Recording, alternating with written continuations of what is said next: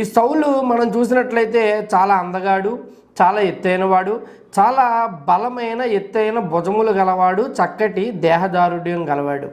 వీడిని రాజుగా పెట్టగానే అక్కడున్న ఇజ్రాయేలీలు అందరూ అనుకున్నారు, ఈ సౌలు రాజుగా ఉండుటకు చక్కని ఎంపిక అని వారు అనుకున్నారు అతనుకున్న ఆహార్యాన్ని చూసి. అయితే వారికి తెలియని విషయం ఏంటంటే, ఇతడు చక్కగా మంచి రూపము కలిగి ఉన్నాడు, దేహదారుఢ్యం కలిగి ఉన్నాడు కరెక్టే, కానీ వీడి యొక్క బుద్ధి మంచిది కాదు. వీడికి ఉన్న జబ్బు ఏమిటంటే దేవుడికి లోబడే తత్వం వీడికి లేదు.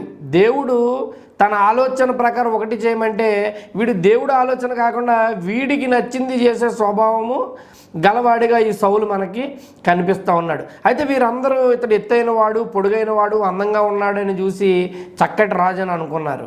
మనకి ఇంగ్లీష్లో ఒక సామెత ఉందండి, don't judge a book by its cover అంటారు. అంటే ఏదైనా ఒక